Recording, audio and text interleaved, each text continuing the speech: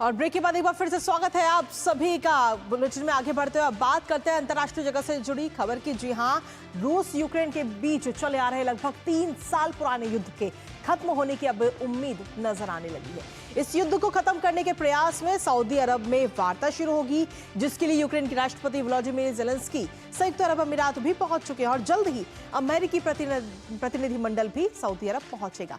लेकिन वहीं दूसरी तरफ यूक्रेन में युद्ध के मुद्दे पर यूरोपीय संघ के नेता पेरिस में आपातकालीन शिखर सम्मेलन में वार्ता भी करने वाले हैं और इस सम्मेलन में ब्रिटिश पीएम कीर स्टारमर भी हिस्सा ले सकते हैं। दरअसल ये सम्मेलन अब ऐसे वक्त पर हो रहा है जब यूरोप और अमेरिका यूक्रेन के मुद्दे पर कहीं ना कहीं दूर होते जा रहे हैं और ऐसे में पेरिस में होने वाली यूरोपीय संघ के नेताओं की ये मुलाकात और सऊदी अरब में रूस यूक्रेन शांति वार्ता, दोनों ही बैठकें काफी खास और काफी अहम है। करेंगे इस पर चर्चा, लेकिन उससे पहले एक नजर डालेंगे ग्राफिक्स पर। तो आखिर क्यों यूरोपीय संघ की टेंशन बढ़ी हुई है, वो आपको बताते हैं। अमेरिका रूस की शांति वार्ता से यूरोपीय देश जो है वो काफी परेशान नजर आ रहे हैं। शांति वार्ता में यूरोप की मौजूदगी से अमेरिका को कहीं ना कहीं परहेज है, क्योंकि शांति वार्ता की जा रही है किसी भी तरह से यूक्रेन और रूस का जो ये युद्ध है वो शांत हो सके। यूक्रेन रूस संघर्ष पर यूरोप अमेरिका के बीच कहीं ना कहीं काफी ज्यादा दूरियां इन दिनों बढ़ती हुई नजर आ रही है। यूं कहें कि दो गुटों में इस वक्त देश बढ़ चुके हैं। यूक्रेन पर पेरिस में आज आपात शिखर सम्मेलन का आयोजन है और इस आपात शिखर सम्मेलन में कहीं ना कहीं चर्चा की जाएगी यूक्रेन और रूस में हो रहे युद्ध को लेकर के। अमेरिका की बेरुखी से भी कहीं ना कहीं मैक्रो ने आपात बैठक ये बुलाई है और इस बैठक का क्या असर होगा, किस तरीके की वार्ता होगी, इस पर नजर हमारी लगातार रहेगी। लेकिन साथ ही यूरोपीय महाद्वीप की सुरक्षा को लेकर भी कड़ा मंथन इस बैठक में किया जाएगा। तो यूरोपीय संघ की टेंशन इस वक्त बढ़ी हुई है और इस बैठक में फ्रांस के राष्ट्रपति यूरोपीय नेताओं के मेजबानी करते हुए भी नजर आएंगे। काफी अहम ये बैठक है। इस सम्मेलन में ब्रिटिश पीएम कीर स्टारमर भी शामिल होते हुए नजर आएंगे। यानी कि कुल मिलाकर हम देखें तो रूस और यूक्रेन के मुद्दे पर इस वक्त अलग अलग देश जो है वो दो गुटों में बढ़ते हुए नजर आ रहे हैं। अमेरिका और यूरोप को करीब लाने की कोशिश कहीं ना कहीं ब्रिटिश पीएम करते हुए नजर आएंगे।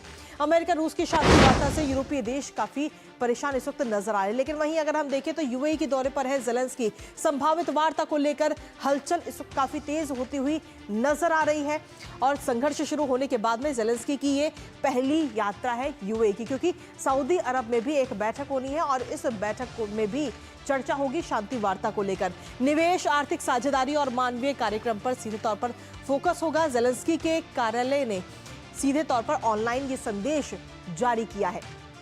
इसके साथ ही अगर हम देखें तो अब सऊदी अरब में ही ये वार्ता आखिर क्यों आयोजित की जा रही है, क्योंकि शांति वार्ता के लिए सऊदी अरब एक संभावित स्थल है जहां से उम्मीद है कि यहां से हल कुछ ना कुछ निकल सकता है। सऊदी अरब में रूस और यूक्रेन के प्रवासियों की भी काफी ज्यादा आबादी है। सऊदी अरब में पुतिन से भी मुलाकात करते हुए डोनाल्ड ट्रंप नजर आएंगे और इसके अलावा अगर हम देखें तो अमेरिकी राष्ट्रपति ने पिछले सप्ताह भी एक सुझाव दिया था कि आखिर किस तरीके से रूस और यूक्रेन का जो ये युद्ध है वो शांत हो सकता है।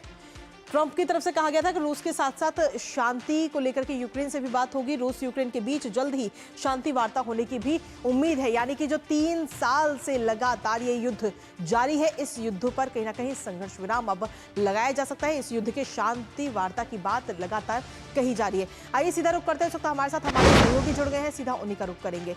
हमारे साथ में हमारे सहयोगी इस वक्त अनिल थॉमस जुड़ रहे हैं। अनिल, अगर हम देखें तो यूक्रेन और रूस के बीच जो युद्ध है लगभग 3 साल होने जा रहे हैं इस युद्ध को और अब इसको लेकर के शांति वार्ता कही जा रही है। लेकिन शांति वार्ता के साथ साथ दो गुटों में देश बढ़ते हुए नजर आ रहे हैं।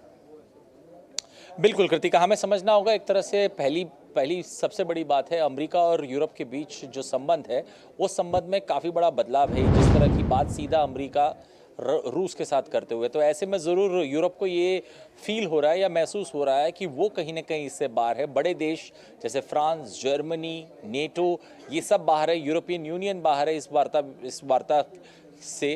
तो ऐसे में उनको लग रहा है कि एक बदलता समीकरण है जियोपॉलिटिकल, जिसमें उनका योगदान नहीं है। और यही नहीं, यूक्रेन जो इस पूरे युद्ध में सीधी तरह से जिन पर असर हो रहा है वो भी इस वार्ता का हिस्सा नहीं है। तो ऐसे में ज़रूर एक पशोपेश में है यूरोपियन देश, और वही कारण है कि ये जो पेरिस में मीटिंग बुलाई गई उसका सीधा सीधा असर यही है कि वो मान रहे हैं कि हम पूरी तरह से इस वार्तालाप से बाहर है।